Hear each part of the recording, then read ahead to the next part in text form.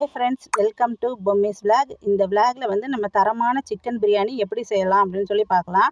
இதுக்கு நான் 1 kilo rice எடுத்திருக்கேன். சீரக சம்பா ரைஸ் எடுத்திருக்கேன். இது வந்து மெஷர்மெண்ட்டில் 4 டம்ளருங்க. இப்போ நம்ம அடுப்பில் பாத்திரம் ஏற்றுறதுக்கு முன்னாடி அப்போ தான் வந்து நம்ம ரைஸை வந்து ஊற வைக்கணும். அதுக்கு முன்னாடி ஊற வைக்கக்கூடாது. அதுக்கு தேவையான பொருள்கள் என்னென்னு பார்த்தீங்கன்னா, பெரிய வெங்காயம் 1 டம்ளர், தக்காளி 1 டம்ளர், இஞ்சி பூண்டு பேஸ்ட்டு ப்ளஸ்ஸு ஆனியன் பேஸ்ட்டு, இது 2 சேர்ந்து 1 டம்ளரு. 1 டம்ளரில் புதினா பாதி டம்ளர், மல்லி இலை பாதி டம்ளர் எடுத்துக்கணும். இது எல்லாமே வந்து நம்ம எந்த டம்ளரில் அரிசியை எடுக்கிறோமோ அதே டம்ளரில் ஒவ்வொரு டம்ளர் நம்ம எடுத்து வச்சுக்கணும். அந்த மெஷர்மெண்ட்டில் தான் நான் வந்து எடுத்து வச்சுருக்கேன். நெக்ஸ்ட் என்ன பண்ணலான்னா, கடாயை வச்சுக்கலாம். அதுக்கு நம்ம 1 டம்ளர் அரிசி எடுத்திருக்கோம் அப்படின்னா அதில் நெய்யும் ஆயிலும் சேர்ந்து 1/2 டம்ளர். இது தாங்க கரெக்டான பர்ஃபெக்டான மெஷர்மெண்ட்டு. ஆயில் லெவலு, ஆயில் ஊற்றி நெக்ஸ்ட்டு வந்து அதே அளவில் நெய் ஊற்றி தாளிச்சிட்டு, நான் 4 டம்ளர் ரைஸ் எடுத்திருக்கேன். 4 பச்சை மிளகா போட்டு தாளிச்சிக்கலாம். அது கூடவே பிரியாணி இலை, பட்டை, கிராம்பு, ஏலக்காய் இதை போட்டு நம்ம நல்லா தாளிச்சிக்கணும். சோம்பு போடக்கூடாதுங்க, ஏன்னா ஒரு சின்ன கசப்புத்தன்மை வந்துடும். எப்பயுமே பிரியாணிக்கு வந்து சோம்பு போடக்கூடாது. இதெல்லாம் நல்லா வறுத்த பின்னாடி நம்ம அளந்து எடுத்து வச்சுருக்கோம் இல்லைங்களா பெரிய வெங்காயம், அதை 1 டம்ளர் வந்து நம்ம போட்டுக்கலாம். இது நல்லா கோல்டன் ப்ரௌனில் வந்து நல்லா வரணும். அவசரப்பட்டு ஆஃப் பாயிலே நம்ம எடுத்துடக்கூடாது. நல்லா கோல்டன் ப்ரௌன் மாறுறது உங்களுக்கு நல்லா தெரியும். அந்த பச்சை மிளகா பாருங்கள், அதுவும் லைட்டாக வந்து கலர் மாறி இருக்கும். தோல் பிரியிற மாதிரி வந்திருக்கணும் பச்சை மிளகா. இல்லாட்டி அந்த பச்சை மிளகாவோட ஸ்மெல் வந்து லாஸ்ட் வரைக்கும் நமக்கு வந்து இருக்கும். காரத்தன்மை இறங்காது. நெக்ஸ்ட் என்னென்னு பார்த்தீங்க அப்படின்னா, ஆனியன் வந்து கோல்டன் ப்ரௌன் ஆன பின்னாடி தக்காளி வந்து நம்ம 1 டம்ளர் எடுத்து வச்சுருக்கோம் இல்லைங்களா, நீங்கள் பேஸ்ட்டாக எடுத்தாலும் சரி, கட் பண்ணி எடுத்துட்டிங்கனாலும் சரி, கரெக்டாக நம்ம ரைஸ் அளந்த டம்ளரில் 1 டம்ளர் தக்காளி, இதுதான் பர்ஃபெக்டான மெஷர்மெண்ட்டுங்க. இதை போட்டு லைட்டாக ஆஃப் உப்பு மட்டும் நம்ம போட்டு தாளிக்கணும். உப்பு எந்த உப்பு யூஸ் பண்ணணும் அப்படின்னா, பிரியாணிக்கு கண்டிப்பாக நம்ம கல்லுப்பு தான் வந்து நம்ம பிரியாணிக்கு எப்போயுமே யூஸ் பண்ணணும். டேஸ்ட்டு அல்டிமேட்டாக இருக்கும்.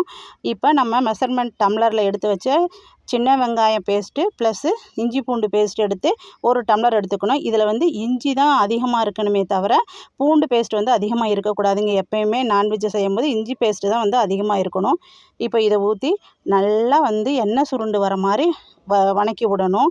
இப்போ பாருங்கள், நல்லா எண்ணெய் பிரிஞ்சு வந்திருக்கும். நம்ம ஆனியன் எல்லாமே கலந்து நல்லா வெந்திருக்கும். அதுக்கு பின்னாடி நமக்கு காரத்துக்கு 2 ஸ்பூன் மல்லித்தூள், 1 ஸ்பூன் மிளகாய்த்தூள், 1 ஸ்பூன் சிக்கன் பிரியாணி, அது நீங்கள் என்ன ஃப்ளேவராக இருந்தாலும் பரவாயில்ல. 1 டம்ளர் மட்டும் நமக்கு பிரியாணி ஸ்மெல்லுக்கு 1 ஸ்பூன் வந்து பிரியாணி தூள் போட்டிங்கன்னா போதும். இதுதான் நமக்கு காரம். அந்த இஞ்சி பூண்டு பேஸ்ட்டு, பட்டை, கிராம்பு, பச்சை மிளகா, நம்ம இப்போ போட்டுக்கிட்ட மல்லித்தூள், மிளகாய்த்தூள், இதெல்லாம் தான் வந்து நமக்கு காரத்துக்கு. வேறு எதுவுமே நம்ம வந்து போடக்கூடாது. இதுக்கு மேலே நம்ம போட்டோம்னா பிரியாணி வந்து கொஞ்சம் தூக்கலாக காரமாயிரும். இந்த மெஷர்மெண்ட்லேயே நீங்கள் செய்யுங்க. நெக்ஸ்ட்டு நம்ம எடுத்துருக்கக்கூடிய டம்ளரில் 1/4 டம்ளர் தயிர் ஊற்றணுங்க. 1/2 டம்ளர் நம்ம ஆயில் ஊற்றணும். ஒவ்வொரு டம்ளர் வந்து எல்லா ஸ்பைசஸும் நம்ம எடுத்துக்கிட்டோம் தாளிக்கிறதுக்கு.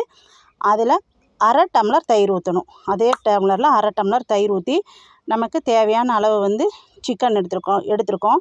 இப்போ நான் வந்து பார்த்திங்கன்னா 1 கிலோ ரைஸுக்கு 3/4 கிலோ சிக்கன் எடுத்துருக்கிறேன். நல்லா க்ளீன் பண்ணி வச்சு அந்த சிக்கனை வந்து இது கூட மேக்னேட் பண்ணி நல்லா கிளறி விட்டுக்கணும். அதில் வந்து ஆயில் பிரிஞ்சு வரும்போது நம்ம 1 டம்ளர் ரைஸுக்கு 1/4 டம்ளர் தண்ணி ஊற்றுனீங்கன்னா போதும், பர்ஃபெக்டாக இருக்கும். எக்ஸ்ட்ரா நீங்கள் வந்து ஊற்றிடக்கூடாது. 1 டம்ளர் ரைஸுக்கு 1/4 டம்ளர். இப்போ வந்து நான் 4 டம்ளர் ரைஸ் எடுத்திருக்கேன். 5 டம்ளர் தண்ணி ஊற்றிருக்கேங்க. நல்லா தண்ணி ஊற்றிட்டு, நமக்கு பிரியாணிக்கு எப்போயுமே ஒரு கை நமக்கு வந்து ஒரு தூக்கல் வந்து அதிகமாக உப்பு இருந்தால் மட்டும்தான் பிரியாணி நல்லா டேஸ்ட்டு கொடுக்கும். நம்ம உப்பு கம்மியாக போட்டுட்டோம் அப்படின்னா டேஸ்ட் அவ்வளோக்கு வராது. எப்போயுமே நீங்கள் என்ன பிரியாணி பண்ணினாலுமே ஒரு தூக்கல் வந்து கொஞ்சம் உப்பு அதிகமாக சேர்த்திங்கன்னா சூப்பராக இருக்கும் பிரியாணி, பர்ஃபெக்ட் டேஸ்ட்டு கிடைக்கும். இப்போ எல்லாம் உப்பெல்லாம் போட்டு நம்ம கொதிக்க விடலாம். சிக்கனும் போட்டாச்சு. இப்போ மூடி வச்சு நல்லா பபிள்ஸ் வர மாதிரி கொதிக்க விடணும். இப்போ மூடி போட்டாச்சுங்க. மூடி போட்ட பின்னாடி பார்த்திங்கன்னா ஒரு 5 மினிட்ஸ்லேயே வந்து நல்லா சிக்கன் வெந்து பபிள்ஸ் வரும். அந்த பபிள்ஸ் வர்றது உங்களுக்கு நல்லா தெரியும். இப்போ நம்ம ரைஸ் போட்டு இறக்கிக்கலாம். இப்போ நம்ம 5 டம்ளர் தண்ணி ஊற்றினோம். 3 டம்ளர் தண்ணி அளவுக்கு வற்றிருச்சு. 2 டம்ளர் தண்ணி வந்து நமக்கு அந்த ரைஸில் வந்து மிக்ஸ் ஆகிருக்கு. இப்போ நல்லா கிளறி விடணும். கீழே இல்லாட்டி நம்ம ஓப்பன் பண்ணி கிளறி விடலைன்னா அடி பிடிச்சிருங்க. இப்போ பாருங்கள், 1 டம்ளர் தண்ணி வற்றி 1 டம்ளர் லெவலில் நிற்கிது. இந்த லெவலில் வந்து நம்ம மீதம் எடுத்து வச்சுருக்கோம் இல்லைங்களா, மல்லித்தலையும் புதினா தலையும், அதாவது 1 டம்ளருக்கு பாதி டம்ளர் வந்து ஃபஸ்ட்டே போட்டு நம்ம தாளிச்சிட்டோம். நெக்ஸ்ட்டு இருக்கிற பாதி டம்ளர் அளவுக்கு நம்ம தம் போடும்போது மல்லித்தலை, புதினா இலை, தேவையான அளவு நெய், கொஞ்சமாக ஒரு லெமன் சைஸ் வந்து நமக்கு லெமன் ஜூஸு, உங்களுக்கு விருப்பப்பட்டால் 1 ஸ்பூன் தேங்காய் எண்ணெய், இதை மட்டும் நல்லா ஊற்றி கிளறக்கூடாதுங்க. அப்படியே வந்து நம்ம மூடி வச்சிடணும். மூடி வச்சு ஒரு 5 மினிட்ஸ் இல்லாட்டி 10 மினிட்ஸ் வந்து நீங்கள் கீழே ஒரு தோசைக்கல் வச்சு தம் போடணும். ஒரு 10 மினிட்ஸ் கழித்து நீங்கள் ஓப்பன் பண்ணி பார்த்தீங்க அப்படின்னா சுவையான பர்ஃபெக்டான உதிரியான சிக்கன் பிரியாணி வந்து நல்லா ரெடியாக இருக்கும். இப்போ எப்பயுமே வந்து நீங்கள் கீழே இருந்து கிளறக்கூடாது.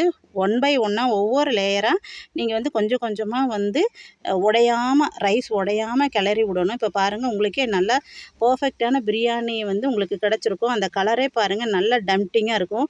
சிக்கனும் வந்து நல்லா வெந்து கிடைக்கும். நான் சொன்ன மெஷர்மெண்ட்டில் நீங்கள் ஒவ்வொருத்தரும் வந்து பிரியாணி பண்ணி பாருங்கள். எல்லாருமே குழந்தைகள் முதல் கொண்டு எந்த காரமும் இல்லாமல் சாப்பிடுவாங்க. சாப்பிட்றக்கும் டேஸ்ட்டாக இருக்கும். இப்போ என்னோடய ப்ரெசன்டேஷன் பார்க்கலாம். இப்போ சுவையான சூடான உதிரியான சிக்கன் பிரியாணி ப்ளஸ் ரைத்தா. இந்த ரைத்தா செய்யும்போது நீங்கள் ஆனியன் வந்து வெட்டி வச்சு க்ளீன் பண்ணி லைட்டாக சுகர் போட்டு பெனஞ்சிட்டு நீங்கள் தயிர் ஊற்றி செஞ்சு பாருங்கள், செம்மையாக இருக்கும். சில்லி சுவையான சிக்கன். நான் சொன்ன ரெசிபி டிப்ஸ் எல்லாமே உங்களுக்கு பிடிச்சிருக்குன்னு நினைக்கிறேன். என்னோடய சேனல் பிடிச்சிருந்தா லைக் பண்ணுங்கள், ஷேர் பண்ணுங்கள், சப்ஸ்கிரைப் பண்ணுங்கள். இன்னொரு சுவையான ரெசிபியுடன் சந்திக்கலாம். பாய்.